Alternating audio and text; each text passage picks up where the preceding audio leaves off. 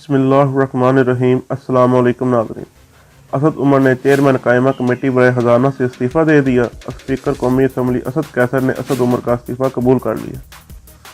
नाज़रीन, खबर की तफसीलात में जाने से पहले चैनल को सब्सक्राइब कर लें और साथ दिए गए बेल आइकन को भी प्रेस कर लें ताकि नए आने वाली वीडियो आपको हासिल हो सके। नाज़रीन, साबिक़ वज़ीर ख़जाना असद उमर ने चेयरमैन कायमा कमेटी बराए ख़जाना से इस्तीफ़ा दे दिया। तफसीलात के मुताबिक पाकिस्तान तहरीक इंसाफ के रहनुमा असद उमर कायमा कमेटी बराए ख़जाना के चेयरमैनशिप से मुस्तफ़ी हो गए हैं। स्पीकर कौमी असम्बली ने असद उमर का इस्तीफ़ा कबूल कर लिया है। कमेटी ने मुतफ़क्का तौर पर फैज़ुल्लाह कामोका को चेयरमैन कमेटी ख़जाना मुंतखब कर दिया। फैज़ुल्लाह कामोका का नाम डॉक्टर नफीसा शाह ने तजवीज़ किया। वाज़ेह रहे कि रवां साल मई में असद उमर को कायमा कमेटी बराए ख़जाना का चेयरमैन बनाया गया था। ज़राए के मुताबिक असद उमर को वज़ीर ख़जाना से हटाने के बाद दूसरी वज़ारत देने की पेशकश की गई थी, लेकिन इन्होंने ये पेशकश ठुकरा दी। इसके बाद खबर आई थी कि इन्हें गवर्नर बनाए जाने का इम्कान है, लेकिन फिर इसकी भी तरदीद कर दी गई।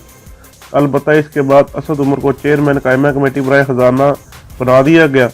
असद उमर पाकिस्तान तहरीक इंसाफ के मरकजी रहनुमा हैं और तहरीक इंसाफ की हुकूमत आने के बाद इनसे हुकूमत को बहुत ज़्यादा उम्मीदें वाबस्ता थीं, लेकिन बाद में इन्हें ओहदे से हटा दिया गया, जिस पर वो नाराज़ भी हो गए थे। वज़ीर आज़म ने इसकी वजह ये बताई थी कि मुल्क के मुआशी हालात बहरान का शिकार हैं और कुछ लोगों का ख्याल है कि असद उमर इन हालात को संभालने की सलाहियत नहीं रखते, इसलिए इन्हें हटाया गया और इनकी जगह हफीज शेख को मुशीर ख़जाना तैनात किया गया। ताहम अपोजिशन ने दावा किया था कि असद उमर को IMF के कहने पर हटाया गया था और अब पाकिस्तान पीपल पार्टी के वज़ीर ख़जाना को वज़ारत ख़जाना सौंप दी गई है और ये हुकूमत की नाअहली का सबूत है।